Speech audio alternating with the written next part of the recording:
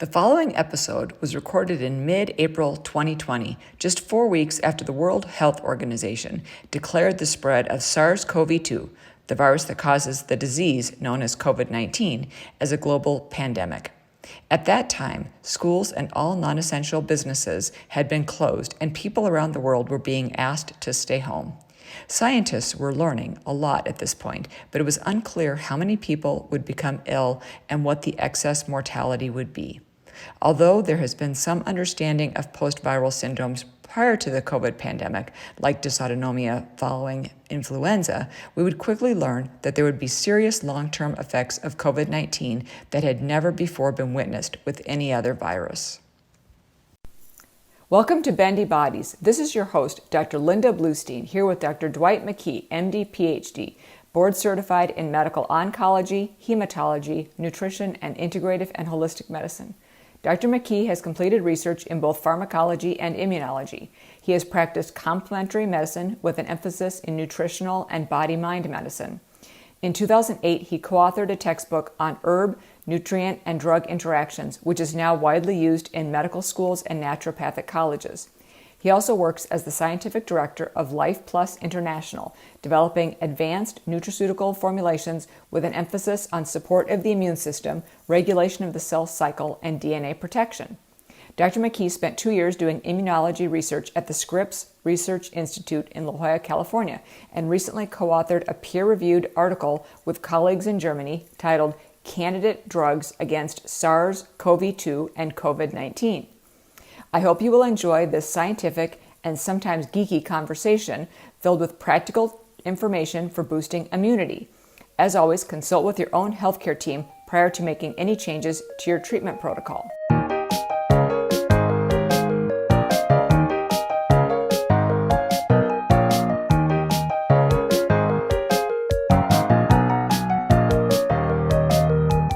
Dr. McKee, hello and welcome to Bendy Bodies. Thank you so much for joining me today. Hi, Linda. Thanks for inviting me. Absolutely. So great to chat with you today. So we're going to talk mostly about COVID-19 and in particular how it affects the Bendy population that you and I know quite a bit about, and definitely that's how you and I met. So yeah. I know you have quite a bit of expertise in immunology and hematology, and I'm just super eager to get your thoughts on this. Yes, and nutrition. Nutrition, yes. Oh my gosh, absolutely, and nutrition. So you have a perspective that is really quite unique and so valuable. So can you start out by telling us why COVID-19 is such a big deal, and how this is different from other viruses? Well, we're still learning new things about SARS-CoV-2, which is the name of the virus that causes the disease we call COVID-19. And what we do know is that it is, we had coronavirus, highly pathogenic human-to-human coronavirus epidemics with SARS, severe acute respiratory syndrome, in the early 2000s, and then MERS in the Middle East. And SARS was originated in China, was believed to be from a bat, as is SARS-CoV-2. MERS had its reservoir in a camel. And because these are closely related viruses, a lot of people have been going back and looking at the research that was done with the original coronaviruses. This one is more infectious, substantially more infectious. And not all the reasons for that are clear. There's no immunity in humans to this virus, but there was no immunity to the original SARS virus, except from, coronaviruses are part of the human virome that we are exposed to all the time, and many people get coronaviruses that are passed off as the flu or are very much like the common cold. SARS was the first one that was deadly, And in fact, it was more deadly than this one, but much less infectious. So there was not as much global spread of the original SARS or MERS coronaviruses. One thing that was recently discovered, I heard on an interview that David Perlmutter was doing with a virologist in New York City, who discovered that there are prion-like sequences in the what's called the spike protein. You know, it's called the coronavirus because when you look at it under an electron microscope, you see all these little projections like a star or a sun, like a crown around it. That's where the name comes from. And those are called spike proteins. And okay. those spike proteins are what binds to receptors on human cells to gain entry to the cell. And the receptor that SARS used is the same one that SARS-CoV-2 uses, which is the ACE2 receptor, which stands for angiotensin converting enzyme 2. This is an enzyme that's involved in blood pressure regulation and many other aspects of physiology. And there are a lot of them on the lung cells called pneumocytes. They're also on macrophages. They're also on mast cells. They're also on endothelial cells. So the virus can gain entry into the lung cells. It can gain entry into the intestinal tract cells. Those are also loaded with ACE2 receptors. And it can gain entry into the bloodstream. The most prominent organ of infection is the lungs. That seems to be the weakest link for people. And if they get this, and this was the case of SARS, where it got the name severe acute respiratory syndrome, is because if the immune system overreacts in the lung and you get too much inflammation, you get leaking of fluids from the vascular system into the alveoli, the air sacs in the lungs, and people essentially drown. So the thing that's clearly different about SARS-CoV-2 is that it is far more infectious than SARS-CoV-1, which caused the SARS outbreak in early 2000. And it appears not to be the virus that causes the morbidity and mortality, but a dysfunctional or exaggerated immune response to the virus, the so-called, what many people refer to as cytokine storm. Interesting. Okay. So are people who have more autoimmune conditions or that kind of thing, are they more susceptible to cytokine storm or complications? Who is the most susceptible to getting these kind of complications from the virus? Well, we don't really know yet. It was assumed that immunosuppressed people would be more at risk, but we have some experience with organ transplant recipients who are, they have to take immunosuppressive drugs on a daily basis to prevent their immune system from rejecting the transplanted organ because it's a foreign tissue. So they are immunosuppressed by definition, but they've done fine with COVID-19. And it may be that the immunosuppressed might be a little more vulnerable to getting it, but everybody's pretty vulnerable to getting it. And they actually may be somewhat protected because they don't get the exaggerated immune response. And people with autoimmune diseases are usually taking substances that suppress that autoimmune response, which may also suppress the cytokine storm response. So we just don't really know. we do know that people at risk are the elderly, and there's a pretty big difference between over 70 and over 80. The mortality risk with SARS over 80 goes up to about 10%.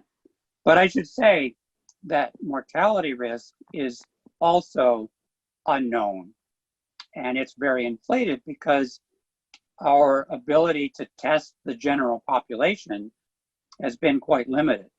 So we know all of the cases that die, they're all documented to be COVID-19 cases that died.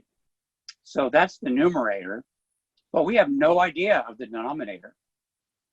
And as countries have begun to screen for antibodies, they're finding out people have been exposed and are immune who never had any symptoms or very mild symptoms that they would have never thought to go in and be tested because they didn't have fever, fatigue, headache, dry cough, the typical symptoms associated with it.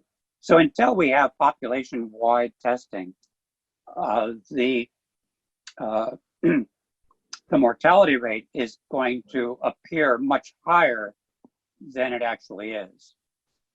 And one is many people are predicting that globally 60 to 70% of the population of the 7.5 billion people on the planet are going to get infected with this over the next year or so.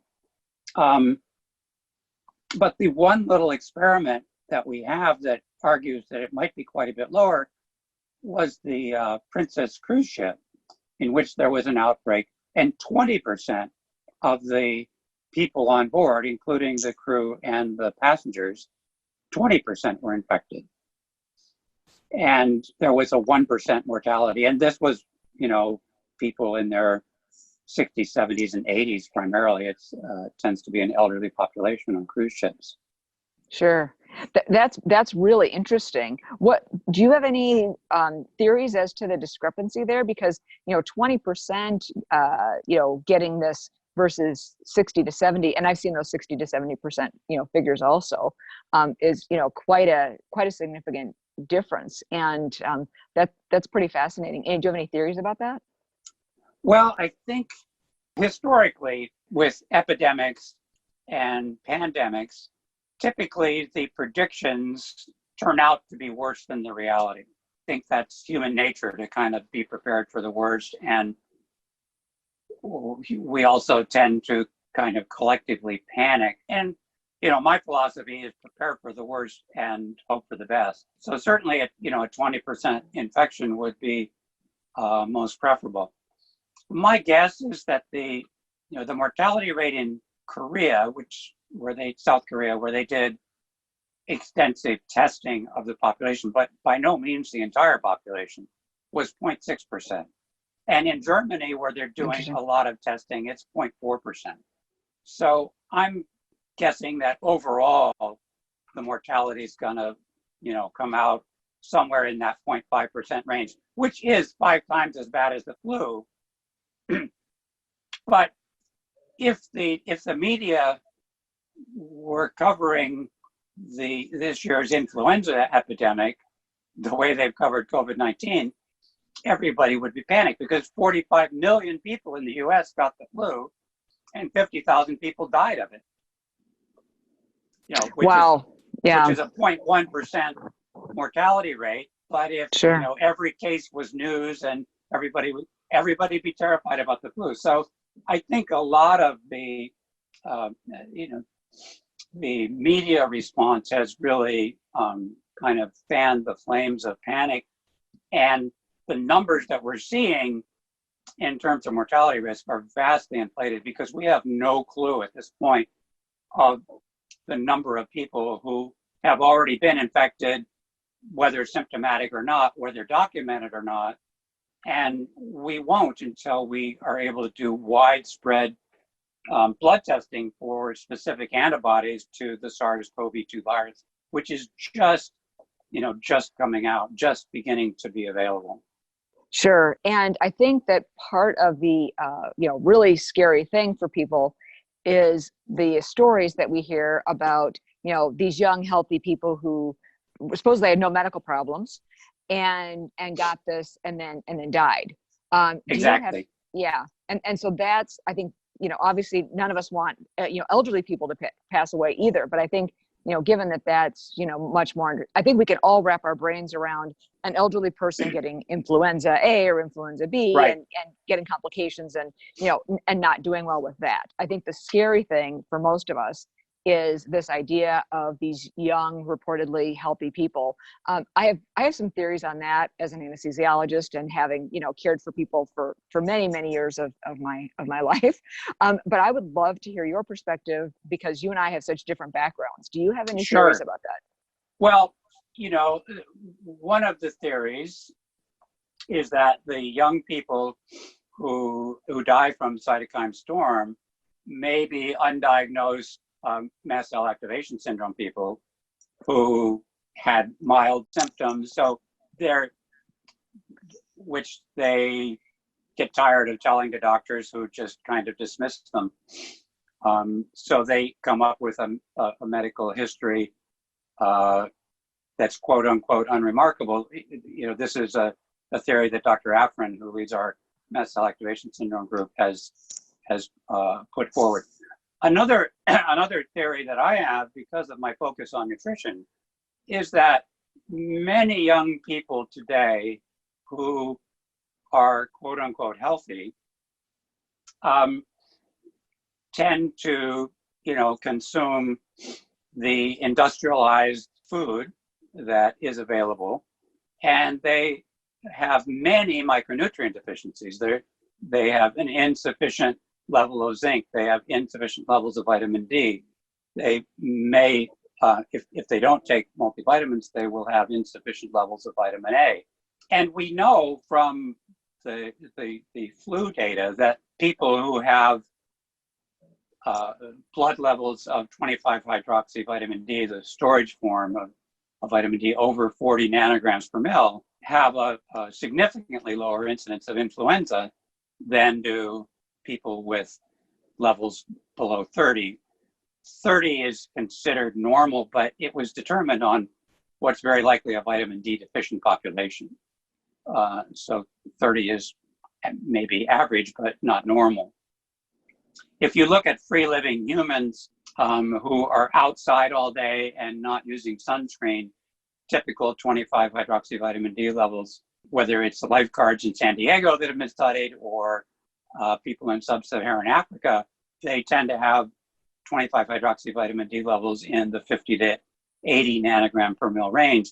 And that's probably, the healthy normal range. And vitamin D is a very fundamental player in the immune response, as well as, the traditional aspects that we were all taught about calcium metabolism and bone strength and so forth. It's been found that high dose zinc given with a 5-day course of high dose zinc, we're talking, 200 milligrams a day, along with the hydroxychloroquine, the Plaquenil, which has been used for malaria prophylaxis and treatment, although most malaria is now resistant to it, and also is used for autoimmune diseases like lupus and rheumatoid arthritis, that a 5-day course of Plaquenil has mild therapeutic effects by itself, but when given with high dose zinc,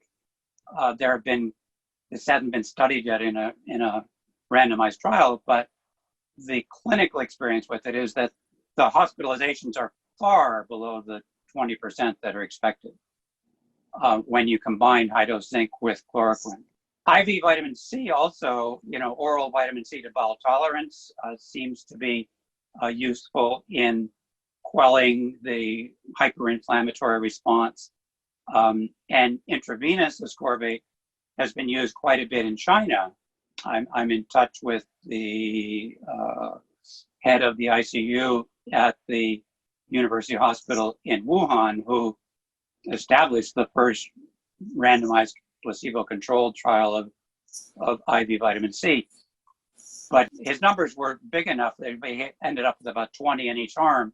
And now they don't have enough cases to expand that trial. So I've been working with him to connect him to other ICUs where they would use his protocol in intensive care hospitalized patients. But he saw a clear evidence that IV vitamin C improved organ function, but his sample wasn't large enough to have a statistically significant difference in mortality. And that's just one thing. I've recommended IV vitamin C to a number of colleagues for themselves and from their patients who, had an illness that was consistent with COVID-19. They were unable to get documented, but in every case, it's made them feel a lot better. I've also recommended, and this is something I've used for over a decade with many types of viral infections, which is a 3-day pulse of high-dose vitamin D and high-dose vitamin A, about 50,000 units of each per day for 3 days, along with vitamin C to bowel tolerance, meaning you take it, maybe start with 500 milligrams every 2 hours and gradually increase until there's a mild laxative effect, but you're not having diarrhea, because that's the limiting factor with oral vitamin C is the laxative effect that it has beyond a certain point. But in every case with COVID-19 consistent symptoms, people have gotten significantly better. The major contraindication to high-dose vitamin A is that there must be zero chance of pregnancy in a woman, because there's a high that dose, even for a short time, could be teratogenic in an early pregnancy. So 0 chance of pregnancy. And for the high-dose vitamin D, the contraindications to that are people with any lymphoid malignancy. That would include lymphomas, lymphocytic leukemias, possibly myeloma. Not all of these are problematic, but in many cases, the malignant tissue will auto-convert the 25 hydroxyvitamin D to its active form, the 1,25 dihydroxyvitamin D. And if that goes to high levels, you get high blood calcium, you can calcify the kidneys, all sorts of bad things happen. So, and the other people at risk for that are people with chronic, highly inflammatory illnesses in which the inflammation is not controlled. So if they're running, C-reactive proteins in the teens to 20s to hundreds, those people would also have a relative contraindication to the 3-day pulse of vitamin D. And in terms of, you've mentioned vitamin C, vitamin A, vitamin D, and zinc. Are there certain, is there a certain type of zinc that's better than, there's, different types of, like magnesium yes, salts. The most well-tolerated and most bioavailable zinc that I know of, it can be hard to get a hold of, is made by a company called Megafood. It's zinc that's been incorporated into yeast. So it's a food-based zinc, and it's easier on the stomach. But aside from that, zinc sulfate is poorly absorbed. All of the other salts of zinc, citrate, picolinate, gluconate, they're all absorbed about the same amount. And they need to be taken with in the middle of a significant sized meal and spread out over the day to get that much in. But if you can get Megafood zinc, there's 7.5 milligrams per tablet. So, I'd use, if you use of that 10 tablets twice a day, that's 150 milligrams of zinc. And in that form, that's probably more elemental zinc that will get into your blood than you would from the various zinc salts. The other class of nutrients that are very important in stabilizing the inflammatory effect of the virus on the immune system are the flavonoids. And curcumin from the turmeric root was shown during the Ebola outbreak to reduce and suppress cytokine storm. There was a problem there. an herb called bergamot, which is a French one that also reduces blood lipids, has anti-inflammatory properties.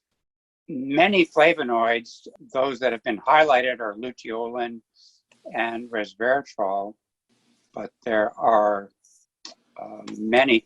I listed them in a review paper that I wrote with some German colleagues, which is, I posted that to our group, which is what stimulated you to Yes. invite me to this. I read that paper and I said, I need to get you on this podcast. Let's see, I have that list. Yes, so particularly effective. There's an entity called the NLRP3 inflammasome, which is sort of a coordinated cell signaling network within activated macrophages and T helper type 1 lymphocytes. And that causes production of inflammatory cytokines.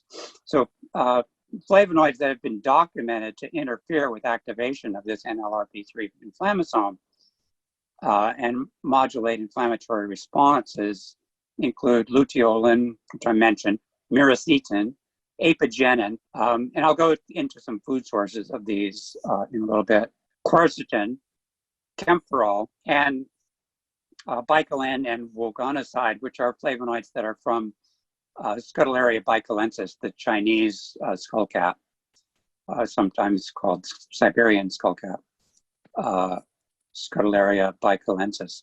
Its root is very, very flavonoid rich, and that you often find that in immune supporting nutritional supplements. And resveratrol in particular was shown in vitro to significantly inhibit the MERS-CoV in the 2007-2008 outbreak in the Middle East with another coronavirus that caused this severe acute respiratory syndrome. Let me go to some of the foods that are... Yes, if you could give us some of the foods that we should be including in our diet in order to get some of these things in, that would be very helpful. So apigenin is quite rich in celery and parsley. Camphorol is rich in spinach, cabbage, and dill. Quercetin, good sources of that are dill, fennel leaf, onion, oregano, and chili pepper. And luteolin is rich in olives and star fruit. Naringenin is in citrus fruit, and oleuropein is another important one, which is in olives. Of course, for some people, they're probably listening to that and thinking, wow, I can't get to the grocery store, right? It's not safe for me to go to the grocery store. Olives are something that they might have in their cabinet that they didn't realize had some kind of health benefits. Do you know, is it a particular kind of olive that is particularly beneficial? I've not seen anything differentiate between olives. I think they're pretty similar. Okay. In their content of flavonoids. And, hesperidin is one of the citrus bioflavonoids, which is of particular note because it's been shown to bind to the spike protein. You remember I was talking about that's the one that binds to the ACE2 receptor for the virus to infect the cell and go inside and start making copies of itself. So hesperidin binds to the spike protein and interferes with the refolding and actually inhibits the viral infection process. It's often included with, in fact, look for vitamin C supplements that contain hesperidin because that's one of the flavonoids often included. And all the citrus fruits are good sources of it. Oil of oregano has a compound called carvacol, which has antiviral effects. It hasn't been specifically tested in any of the SARS viruses, but quercetin, which I mentioned, and that's of course a key supplement for our mast cell activation syndrome population. Right.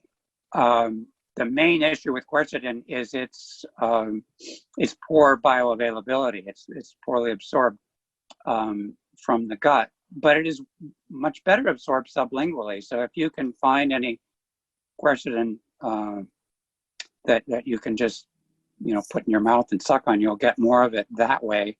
There's also a liposomal form of it that is in some supplements that has about a 20-fold increase. But it was shown to inhibit the SARS-CoV-1 virus, the original SARS virus, and it has shown antiviral effects in animal models with influenza. So I have a question about the quercetin. I'm wondering, could people take the capsules and open them and put the powder underneath their tongue? Would that absolutely be... absolutely? Okay. It's not going to taste very good, but that'll work. And you might be able to mix it with some monk fruit or something, or cinnamon powders. Experiment with recipes but you will absorb it considerably better sublingually than you do orally. Another one I wanted to mention, important trace mineral, is selenium. And fortunately, you don't even need to go out and buy selenium supplements if you can get Brazil nuts. So, 3 or 4 Brazil nuts will give you a highly effective amount of selenium. 1 Brazil nut contains about 100 micrograms of selenium on average. So I would say, if for prevention, eat 2 a day. And if you've got viral symptoms, maybe eat 10 a day for a while. One of the interesting things is that an early symptom in many people with COVID-19 is loss of smell and taste. And people have been speculating about, well, does the virus replicate in the nerve endings in the nose? But an equally viable speculation to that is that the immune response to the virus may be very, very highly zinc requiring. This being the reason that zinc is so synergistic with, antiviral medications in high doses. And so if the immune system just takes all your zinc, we know that a zinc deficiency causes loss of sense of smell and taste. So if people have borderline zinc reserves, they get exposed to the virus, their immune system starts working on it, they may become, lose their sense of smell. And what I haven't heard anyone try is supplementing such an individual with high dose zinc and see if it comes back in a week. Interesting. So in terms of, we know with zinc, we need to be a little bit careful, especially with, long-term supplementation, because it can diminish copper levels, right? Yes, which also affects if you were to take 100 milligrams of zinc a day long-term, you would develop a copper deficiency. And that can cause all kinds of bad things. But a high dose for a short time, just like the high dose for a short time of vitamin D and vitamin A, is well tolerated. If the other part of that is you don't take any supplemental A or D after that 3-day pulse for a month. For months, okay. Yeah, that's an important thing to add in there. The amounts that are present in a multivitamin, like typically 400 units of vitamin D and maybe 2,500 units of vitamin A, those are okay, but you would not want to be taking 5,000 units of zinc or 10,000 units of vitamin A after having done that 3-day high dose pulse for a month. Okay, and that's true for zinc, D, and A. If you've done one of those high dose pulse for 3 days for the D and exactly. the A. Okay. That's really good. That's really good to know. In terms of zinc dosing that people can do for the purpose of prevention, is there a dose of zinc that works in a large number of people that they can I would say that people who are in socially distancing, haven't been sick, want to be in their best immunologic shape possible if and when they encounter the virus, that daily intake of between 15 and 30 milligrams of elemental zinc. It may say 50 milligrams of zinc gluconate, but you have to look on the label for how much elemental zinc that is. So I'm talking in terms of elemental zinc, in the 20 to 30 milligram range, higher if you've not taken zinc supplements, lower if you've been supplementing zinc at a typical supplement level of 7.5 milligrams or 10 milligrams a day, something like that. Long term, you don't need as much. But if the diet, unless you're eating lots of oysters, is just not very rich in zinc, the soil's Sure. been very depleted of zinc, along with many other things. And another compound that has both immunomodulatory and antioxidant properties is melatonin. And Yes. so Tell us about that. I think it's a good idea for people who are waiting this out to take 1 to 3 milligrams of melatonin at bedtime. One of the hypotheses about why children do so much better with this infection than adults is that children have much higher melatonin levels. Sure. Of course, that is in the realm of speculation, and there are many other aspects between children and adults, but children tend to get very mild symptoms with infection of this virus. If you get infected, in my integrative cancer protocols, for many years, I was recommending allergy research groups melatonin, which is 20 milligrams in a little capsule. And that was based on a lot of clinical trials done in Italy where they used 20 milligrams. Now, that's the dose that they used. And in every trial, the melatonin group had better outcomes than the non-melatonin group. So we know that it's safe to take that much. Some people, are really kind of hungover the next day. But the best thing you can do if you get sick with COVID-19 is sleep. Right. And right. nourish yourself properly. That's not, we need to be exercising and managing stress when we're well. But if you get sick, you need to sleep as much as possible. And so I would go to a 20 milligram melatonin with viral symptoms consistent with or documented to be COVID-19. Okay, that's fantastic. And would you recommend that be sustained release or immediate release, or does it matter? With that kind of dose, I don't think it needs to be sustained release. With low doses, sustained release is much more effective in mimicking the natural pineal secretion of melatonin, which many older people just don't do well. If your pineal gland is calcified on X-ray, which about 50% of people over 50 or so are, it is probably not secreting melatonin properly. And this is one of the reasons that so many older people have trouble sleeping. So I would say for prevention, 1 to 3 milligrams time release. During infection, I would bump that up to in the range of 20 milligrams. If you have 3 milligram capsules, you could just take 7 of them. Sure. Some people have used as high as 30 milligrams. Wow. It's quite safe. Okay. And if it makes you groggy in the morning, stay in bed. Right. Sure, absolutely. And I want to circle back to one of the supplements that you had mentioned earlier, because I know, again, you and I are dealing a lot with the hypermobile population and the mast cell activation and things like that. Vitamin C is something that I recommend all the time. And we know that that's also important for connective tissue, right? And so is there one form of that over another that you would recommend? Of course, it's available liposomal and as a powder and as a capsule or as a tablet. Is there one form of that? You had mentioned a couple of potential additives, but is there anything that you would recommend? I would look for one that contains citrus bioflavonoids, okay, because they're synergistic. And when you're taking large amounts, the salts of ascorbic acid, sodium ascorbate, magnesium ascorbate, calcium ascorbate, those are going to be better tolerated than the ascorbic acid in terms of the gut response.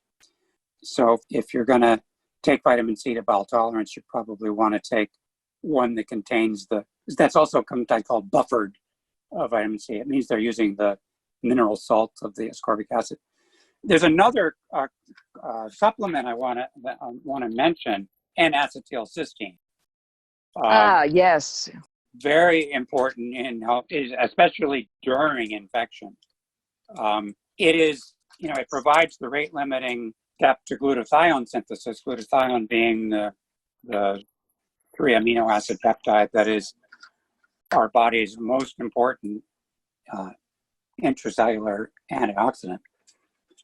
But N-acetylcysteine also really helps to modify the mucus in the lung, make it easier to clear secretions. And it's been used in hospitals for many, many decades for this purpose. So I would say 600 milligrams for prevention and 600 milligrams 3 times a day during viral symptoms, or if you have any degree of cough.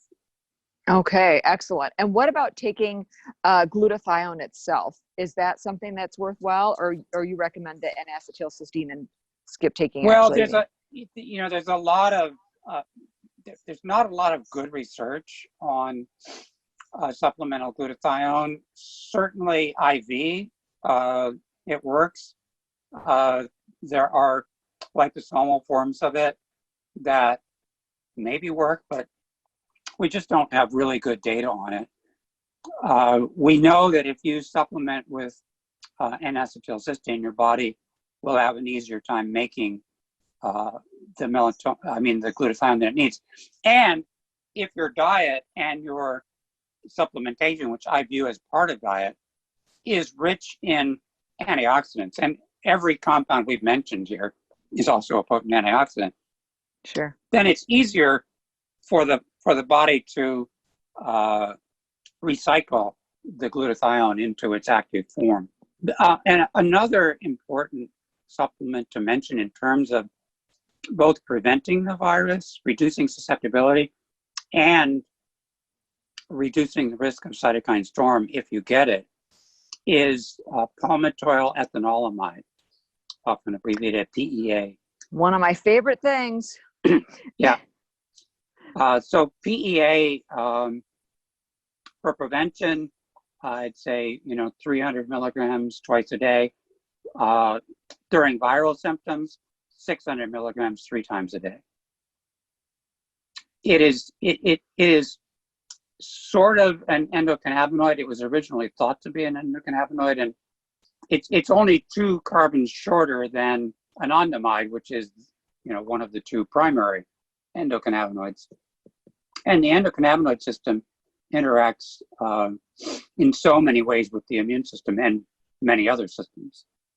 But PEA, there's pretty good data on it, reducing the risk of colds and flu.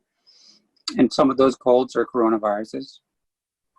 And also very good for stabilizing the inflammatory response to reduce the risk of a cytokine storm.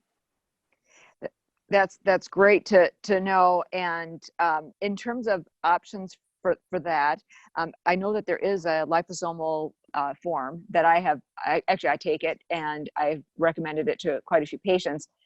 Is that something that you think is beneficial? I know we've talked about liposomal forms of some other things. Okay. I do. And for the liposomal form, I'd say, 200 milligrams is worth 600 milligrams of the non-liposomal. Okay. 200 milligrams of the liposomal equals 600 milligrams of the non-liposomal. Mm-hmm. Okay, excellent. There are some fairly good data on that.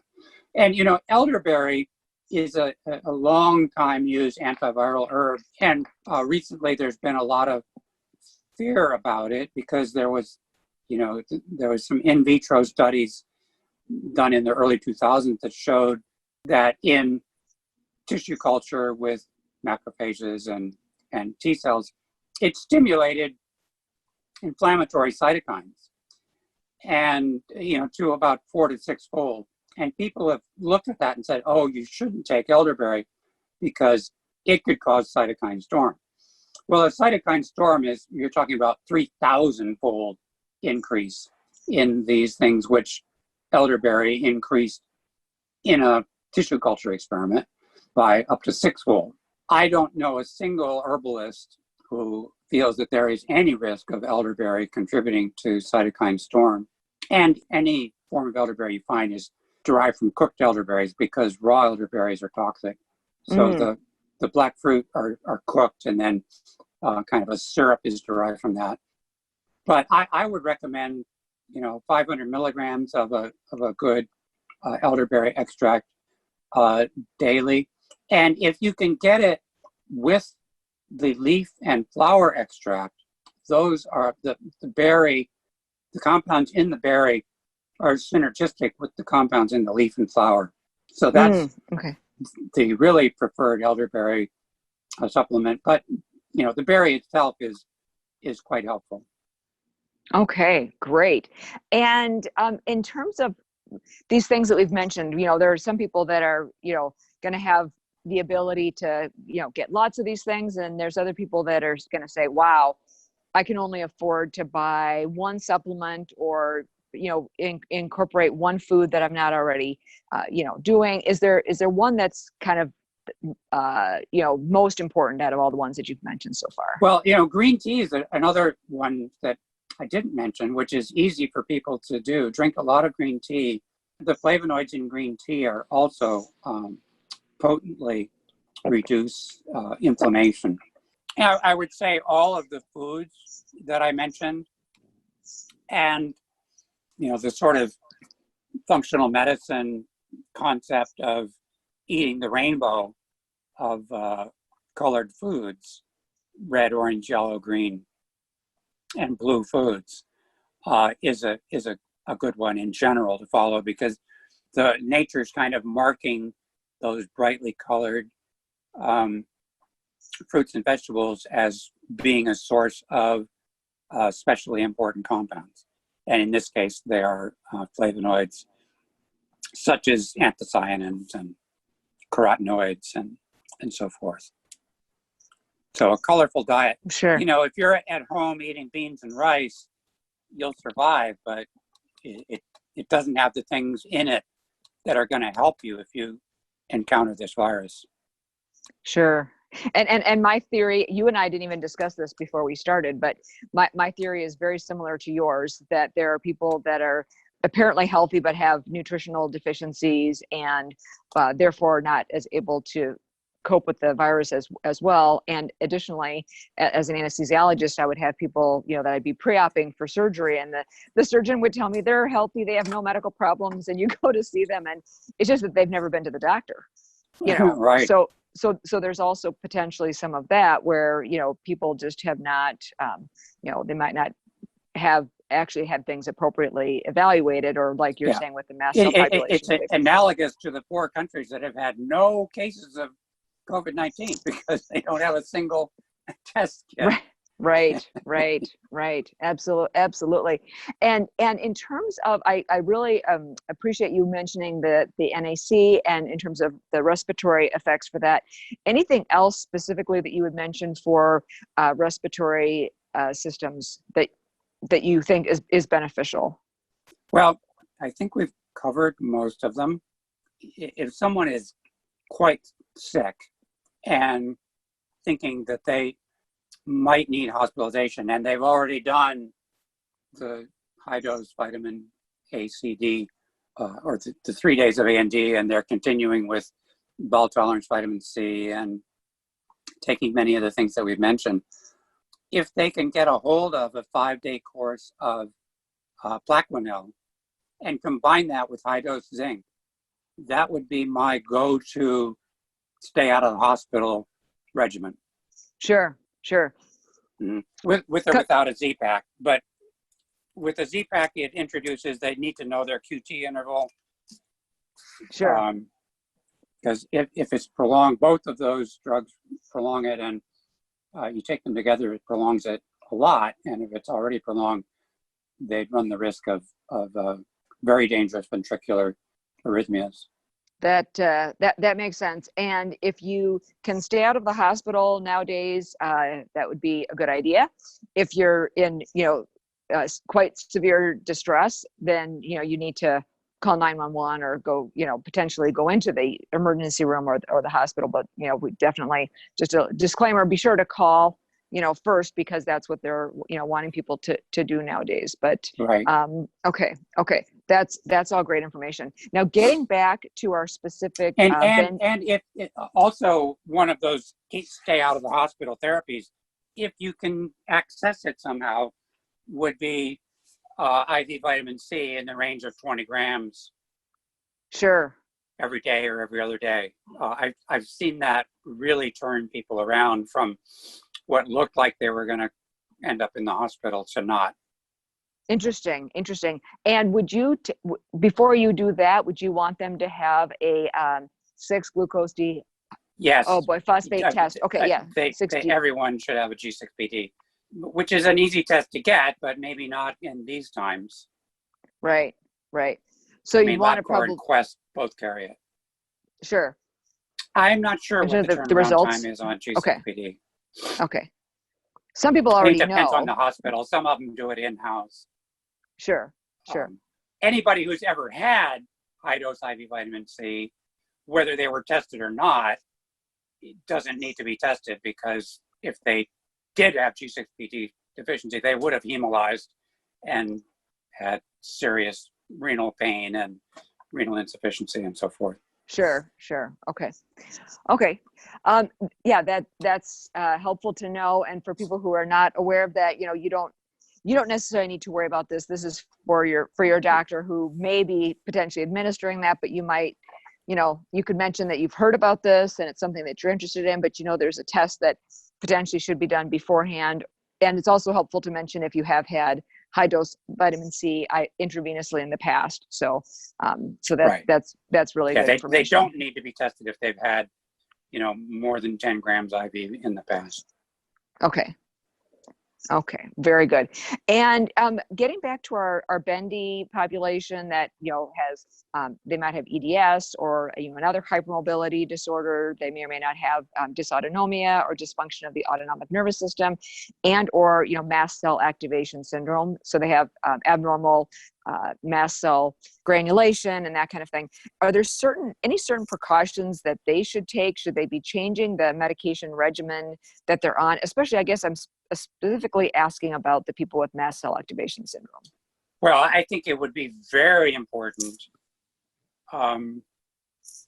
for them to stay on all of their mast cell medications and be sure that they, that they take them with them if they go to the hospital, because the hospital may or may not take them seriously about, I need antihistamines, and they may not have cromolyn. So they should have a kind of a 2-week supply of all their mast cell medications and supplements ready to go in case they do need to go to the hospital. And the patient should take it with them, because their family may not be allowed to visit them. If they test positive, they get put in isolation. Sure. And if they take that with them, then they can take them whenever the nurse is not in the room, which is probably a lot of the time these days. I would have no compunctions about telling them to just take their mast cell medications off the record, or they could tell the doctor, hey, I have mast cell activation syndrome and I take these things, I brought them with me. They don't interact with anything. Because if a mast cell patient under good control may actually have some advantages over a non-mast cell patient, or certainly an undiagnosed and untreated mast cell patient. And that's what it may well be. Some of the young people who have died of cytokine storm may have been undiagnosed mast cell patients. Larry Afrin has noted that the incidence of cytokine storm is about 15%, and the incidence of mast cell activation syndrome in the population is about 15%. And the vast majority of those are undiagnosed and untreated. Sure. And with that 15%, is that 15% of people who have serious illness with this It's this virus? 15% of cases. It's just 15% of 15% of cases? documented Okay. cases. So Okay. it's probably lower because we're very, very far away from knowing the denominator in this pandemic, especially in this country. Sure. And I would add too, for the people that are on medications for mast cell activation syndrome, some of their medications are compounded because they can't have the quote unquote inactive ingredients or excipients.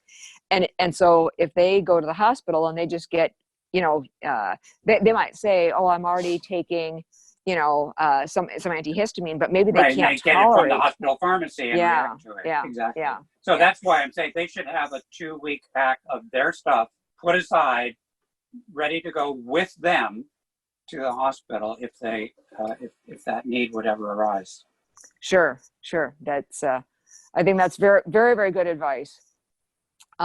Okay, and there's a couple of other things that I wanted to ask about that have been out there in the media, and I'm just or I've seen some articles about this, and I imagine other people have as well. And with your expertise, it would be very interesting to hear what you think about blood types. The data about blood type vitamin A. Type A seems to do less well. Right. O seems to do better. This is probably related to lectins in ways that we don't understand, because lectins are what are the determinants of the blood group antigens. And there are lectins that are antiviral. For instance, the nettle root, Urtica dioica, which is commonly used in prostate supplements. It contains a lectin, which is very potent in vitro and in animal models against SARS-CoV-2. And so, another thing people might consider for their zinc supply would be a prostate support supplement that has the Urtica dioica root extract in it, as well as the zinc. So there's probably some interaction between the lectins of the blood group with either the virus or with the immune response to the virus that is significant. And the lectins that generate blood type A may interfere somehow in that response where O doesn't have them. And I don't remember whether the AB type, where it fell on the curve. I know A was worse and O was better. That's all I remember seeing too. Yeah, I don't remember saying anything about AB. Yeah. Yeah. And I don't think the Rh factor has been found to make any difference.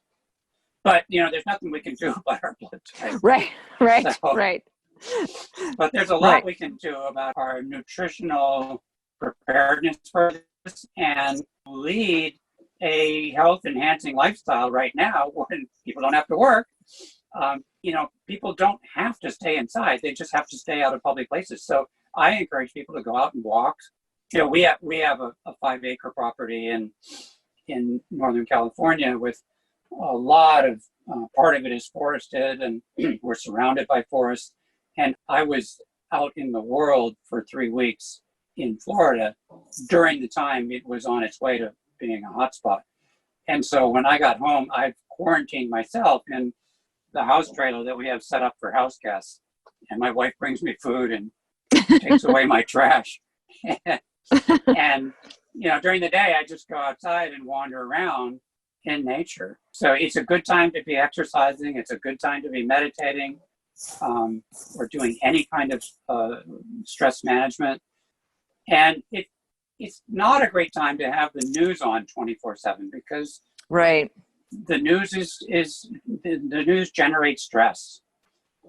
It's good to check in every now and then, and just see where it is. But in terms of what you might consume from the TV, my suggestion, or the web, my suggestion are things that make you laugh.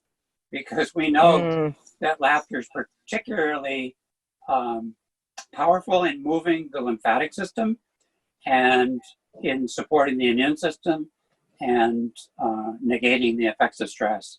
So I'd say watch stuff that makes you laugh and spend time in nature, eat well, start a garden, even if it's little pots on your balcony of your apartment, and get the best food that you can. I love that you particularly used the word consume when you were referring to the news, because I feel like we should view it that way, that it's like putting something in our bodies that Mm-hmm. that really is quite toxic. And like you said, Yeah, I you mean, can't unsee it. You can't unhear it. no, you can't. And the media is all about just trying to sell you something, and it's no longer about objective information. And obviously, Well, there's lots of they're looking for what's sensational. That's correct. That's what puts eyes on their channel. Right, And, right. but everything that's sensational is stressful. Right, right. Absolutely. So I really like that, because in addition to pointing out things that we should be doing, I did want to make sure to cover things that we should not be doing. So watching the news, I mean, more than kind of maybe checking the web briefly just to see, hey, is there something else that I should be doing? But otherwise, a very, very limited amount of that. Are there other things that people should avoid doing? I mean, I would avoid over-exercising. Okay. This is not the time to be training for a marathon or a triathlon, because those, there's a bell-shaped curve with exercise in the immune response. So stay in that sweet spot, which is 15 to 2,500 kilocalories per week, and do things that you love doing. It might be puttering around your garden, but yeah, do things that make you happy. Watch things that make you laugh. Be outside as much as you can, and eat as well as you can, and supplement as well as you can. What about alcohol? Any thoughts about that? I would avoid alcohol right now. Okay. Completely? There's some data that in terms of heart health, a little bit of alcohol may be better than none, but in terms of the immune system, I don't think that regular consumption of alcohol is going to be good for that.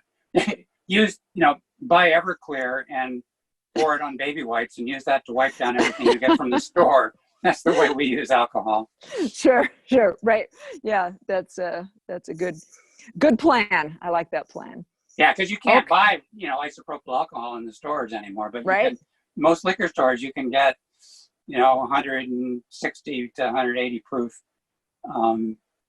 alcohol, and you can't get sterilizing wipes, but you can get, baby wipes and just kind of wring them out and then fill them with alcohol and let them soak that up.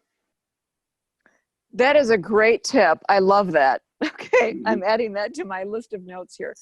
Okay. Yeah, because you're right. Those are some of the things that you can't get in the store, and all these tips are fabulous and great. But if we don't do the basic things too, like washing our hands and wiping down surfaces, and then the rest of the stuff is not going to really be very helpful. So, okay, wonderful. Is there anything else that I should have asked you? And can you also let people know where they can find out more information about you and the work that you're doing? Well, I kind of hide from the world. That's okay too. That's okay. My interest in mast cell activation syndrome was the realization that my son, who was exposed to toxic mold and developed chronic fatigue, has mast cell activation syndrome, which because I presented his case at the meeting where we met. Right. But I don't. I do consulting for research. I formulate for a nutraceutical company.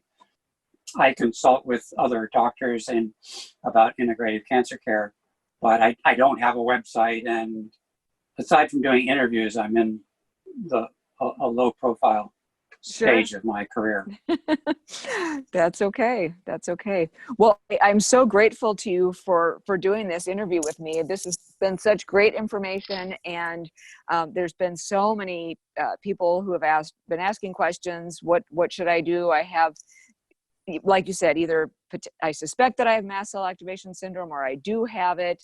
I do have EDS, dysautonomia, any of those things. So this is just going to be so helpful. So I'm so grateful to you for taking the time to chat with me today.